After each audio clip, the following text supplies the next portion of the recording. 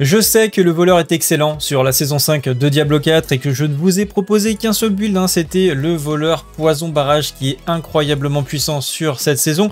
Mais il y a un autre build qui fait aussi beaucoup parler de lui, qui a des performances assez stratosphériques comme vous allez le voir, c'est le Crève-Cœur qui fait son grand retour sur la saison 5. Il a été mis en avant par Dioxide qui réalise des builds sur max roll depuis un petit moment maintenant et qui nous fait de très bonnes performances. Bref, on passe tout ça en revue aujourd'hui. Vous êtes encore nombreux à regarder régulièrement mes vidéos sans être abonné, donc pour soutenir la chaîne et ne pas manquer les prochaines vidéos, n'oubliez pas d'exploser ce bouton rouge, d'activer la cloche. Sur ce, c'est parti. Comme toujours, vous avez le lien en description avec le builder, les liens originaux et la version française traduite sur Wowed, ainsi que le lien vers l'auteur. En termes de performance, à quoi on peut s'attendre? Eh bien ici, vous avez Hubert Duriel et comme vous pouvez le voir, elle est morte en moins de 2 secondes. Les Etherlords et les vagues 8, ils les mangent tout simplement. Elles se font littéralement atomiser, que ce soit pour les dégâts de zone, mais aussi en mono-cible, qui sera vraiment très impressionnant sur ce build-là, c'est qu'on a de très gros dégâts en multi-cible. On a une puissance de frappe mono-cible qui est assez incroyable. Et comme vous pouvez le voir sur le boss de la vague 8, eh bien, il le tue, allez, on va dire en 5 à 6 secondes, donc vraiment incroyablement performant. On va passer à l'équipement, mais juste avant, je vous mets un petit disclaimer puisqu'il y a plusieurs setups de disponibles. Donc si vous ne trouvez pas exactement le même équipement que moi je vous ai mis et traduit sur Wowed, c'est normal, il faudra bien cliquer sur le setup final ici, sur le lien en anglais, puisqu'il existe d'autres versions que vous pouvez évidemment consulter et tenter. Pour l'équipement, on retrouve un Shaco qui va nous donner plus 4 à toutes les compétences et surtout évidemment à Crève-Cœur. On va vraiment avoir énormément de bonus de rang sur Crève-Cœur sur ce build. Également une bonne augmentation de la résistance avec de la vie, de l'armure et de la réduction de dégâts. Tyrael sur le plastron qui va apporter un bon complément de dégâts et surtout vous apporter une tankiness exceptionnelle, voire indispensable pour ce build, parce qu'on est quand même sur un build un petit peu glass cannon, c'est-à-dire qu'il fait énormément de dégâts, mais il faut quand même bien vous placer. On va pas chercher à tanker particulièrement les mobs, et si vous n'avez pas la puissance de Tyrael, vous risquez d'être limité dans votre progression parce que vous allez être trop fragile. Sur les gants, on va retrouver les gantelets dévoreurs de souffrance qui vont booster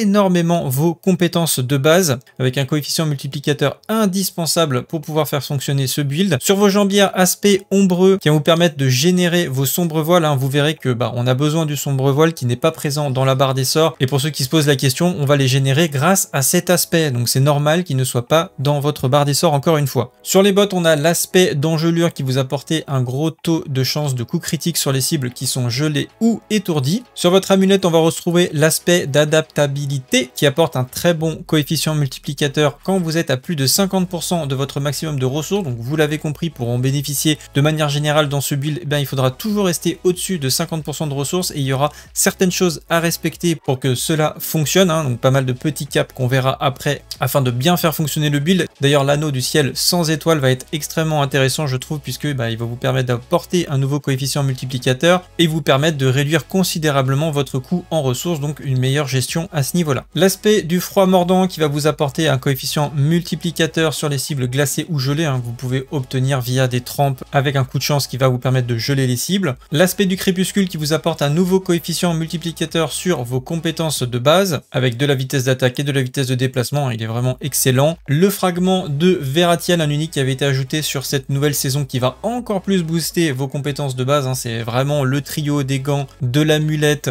de l'aspect du crépuscule, du fragment de Veratiel qui va vous permettre vraiment d'avoir un combo explosif et qui va énormément booster votre cherche-cœur. Et enfin, l'aspect d'arrogance qui vous apporte un nouveau coefficient multiplicateur de dégâts assez simple à mettre en place quand vous avez une barrière d'actifs, qui sera quasiment toujours le cas grâce à une compétence passive. Et d'ailleurs, passons aux compétences. Évidemment, on prend la compétence de base cherche-cœur et son amélioration crève-cœur primaire. Sur le palier suivant, on va prendre le passif robuste 3/3, frappe drainante 3/3. Ensuite, chose trap 1/5 avec l'amélioration chose trap méthodique. On prend maîtrise d'armes 3/3 ainsi que élixir instable 3/3. Je rappelle, c'est un très puissant coefficient multiplicateur qu'on essaye d'avoir en général en priorité sur l'amulette. D'ailleurs, j'ai oublié de vous faire une petite parenthèse sur l'amulette, puisque au niveau de votre coût, vous le voyez, c'est que des compétences passives que vous devez obtenir pour essayer d'optimiser au maximum votre build. Évidemment, ce genre d'amulette à dropper, c'est un enfer sans nom, mais avec le trading, peut-être que vous pouvez essayer d'en obtenir.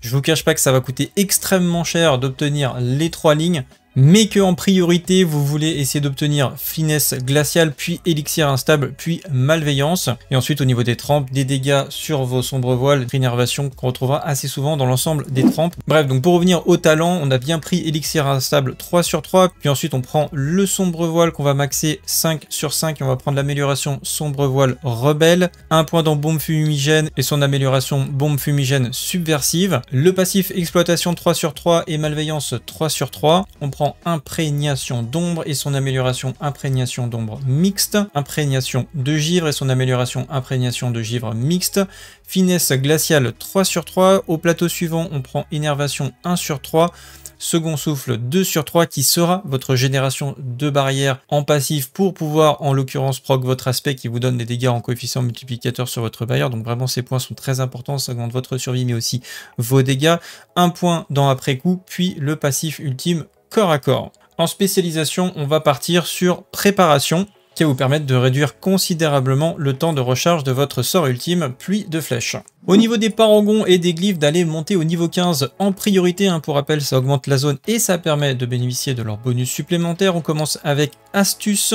Ensuite, on part sur le plateau Aucun témoin et on va prendre le nœud légendaire Aucun témoin qui vous apporte un très bon coefficient multiplicateur sur vos sorts ultimes ainsi que la glyphe fluidité. On part vers la droite, on va prendre le nœud légendaire Embuscade mortelle avec un coefficient multiplicateur sur vos pièges ainsi que la glyphe Embuscade. On revient sur le plateau suivant et on part vers la gauche avec le plateau Kuba et le nœud légendaire Kuba associé, donc avec des dégâts supplémentaires, avec des dégâts en coefficient multiplicateur sur les cibles à proximité, mais aussi les boss qui sont stupéfiés, donc qui sont stagger. Et on prend la glyphe Sournoiserie. On part ensuite vers le haut juste pour aller chercher le nœud légendaire Ficelle du métier du plateau du même nom et ensuite on va revenir sur le plateau Aucun témoin, partir vers le haut et prendre la glyphe Contrôle et également le nœud légendaire Abus de faiblesse qui vous apporte de très bons coefficients multiplicateurs sur les cibles vulnérables. Enfin, au niveau des statistiques et des différents seuils qui sont recommandés sur ce build, plus 5 de rang à sombre voile, plus 15 rang pour crève-cœur, plus 1500% de dégâts de sombre voile, donc via les trempes, c'est celle-ci que vous voyez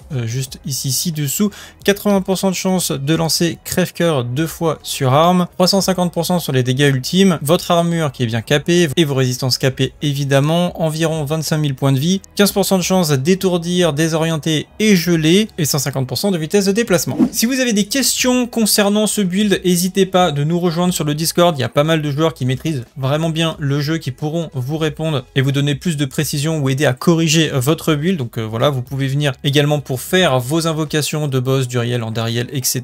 afin de maximiser vos loots. Vous avez également actuellement un tirage au sort pour essayer de gagner la version Ultimate de la prochaine extension. Vous avez juste à cliquer sur le lien pour vous inscrire. Et un petit tournoi sur la fosse qui se terminera le 14 septembre 2024 avec pas mal de petits cadeaux également. Si la vidéo vous a plu et que vous en voulez plus, n'oubliez pas de vous abonner, d'activer la cloche et de partager. Pour ma part, on se retrouve dans la prochaine vidéo. Salut à tous, c'est le Guil. Ciao, bye!